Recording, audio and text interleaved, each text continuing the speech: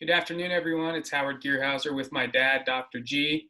In today's video, we wanted to talk about exercise and more specifically, how your exercise intensity and frequency correlates with your chances of getting the coronavirus. So there's some pretty interesting research showing how the various intensities and frequencies actually increase or decrease your chance to attract COVID-19. So hopefully this information will be helpful to you. I know exercise is something that we try to occupy ourselves with, especially when we're quarantined like we are right now. But let's go through this research and you can make a decision on how you should be exercising during your time off. So Dad, can you explain a little bit more about what's going on with this research? Yeah, well, first I'll just kind of go by um, my perceptions throughout my career as a physician and as an athlete. There's always, when you're a competitive athlete, there's always this uh, desire to keep training harder so you can compete better. And, something like the flu or a cold gets in the way. And so they've done some research with that, not extensive research, uh, to see if, because it's kind of common sense that if you have a cold or you feel a cold coming on, if you go out and exercise, that it might make it worse. Or on the other hand, it's possible, well, maybe exercise stimulates my immune system and can make it better. In fact, exercise does stimulate your sympathetic nervous system. That's the fight or flight nervous system. So if you have a mild cold or stuffy nose, sometimes exercising will stimulate the sympathetic nervous system, and that opens airways and opens blood vessels. And so running when you have a cold can actually help your symptoms. But the question becomes, something like coronavirus, which can be like a cold for some people, and for some people, it's respiratory distress syndrome and you're on a ventilator and it can be fatal. So we definitely don't want to do something that might make it progress faster. So there's some data from the Hong Kong flu. So the Hong Kong flu hit in 1998, and in that flu, they studied 24,656 people that died from the Hong Kong flu. And they found a significant increase in the death rate of non-exercisers. So the couch potatoes were more likely to die from the flu versus someone who did moderate exercise. So moderate exercise was the sweet zone where the fewest people died that did moderate exercise regularly. But the heavy exercisers, the competitive athletes, they also had a high death rate. So if we can use the Hong Kong flu as an example, being fit, it's too late now, but being fit before the flu strikes has health benefits. And that's also shown in animal studies. And it's the same kind of thing. If you do moderate exercise, seems to be the most benefit. The peak of benefit seems to be to exercise like 30 minutes, 3 times a week. Not a whole lot of exercise. And exercise takes energy. And the immune system also requires energy. So it's definitely not smart to be doing ultra endurance type activity, running marathons, doing boot camps to exhaustion, or CrossFit to exhaustion, or intervals to exhaustion, or competing, go 100% effort.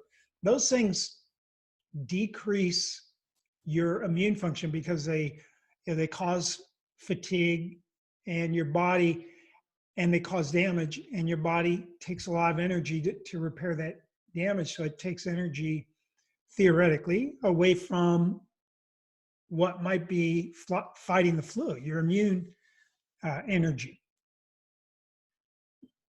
So in terms of moderate exercise, could you elaborate a little bit more? You said 30 minutes, 3 times a week, but what type of exercise is a good idea? And I think this could be anything. This could be, jogging, um, running. It could be walking. Could be bicycling, swimming.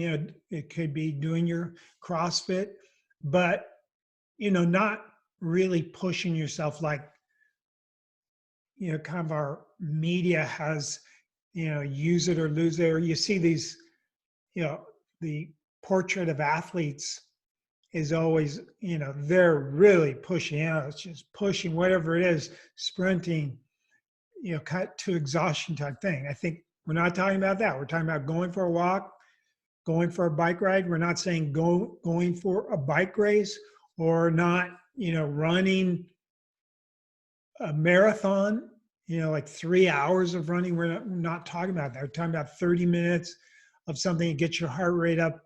Generally, the heart rate range is thought to be around 65% to 80% of your maximum, somewhere in that range.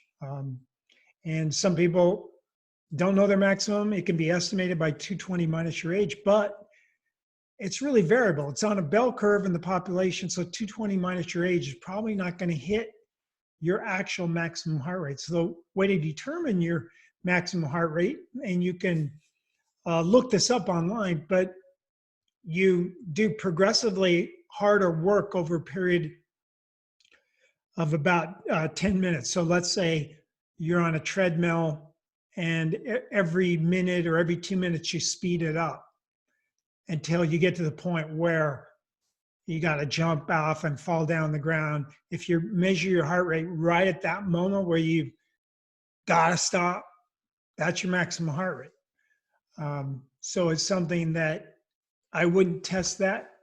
Um, if you're around people with COVID-19, I wouldn't test that because that's kind of exhaustive exercise, not the right kind to be doing when there's a deadly virus out there. Yeah, and again, the exhaustive exercise puts a lot of stress on the body, requires a lot of recovery, which, again, as my dad mentioned, is the mobilization of energy. And your immune system needs a lot of energy to fight off a virus like COVID-19. And I get it that we're maybe feeling kind of bored being quarantined, and exercise might be something that you look forward to. I recommend what I do. I do my 3 or 4 a week exercises, but if you replace exercise with stretching or just a light walk outside or meditation, those can be really effective and still give you kind of that good feeling that you get, that endorphin rush from exercise. So those are good replacements. But just keep that in mind. You don't want to suppress your immune system right now for vanity's sake of leaning out as much as you can. You really need to protect your immune system in a time like this. Anything you want to add to that? Yeah, I agree with that. If you're a competitive athlete, then you've got to make your choice of how important it is, to stay in shape, to be competitive. But they did an interesting study on mice. So they took mice that exercised, on their little wheel, 20 to 30 minutes a day. And then they had a sedentary group that didn't exercise.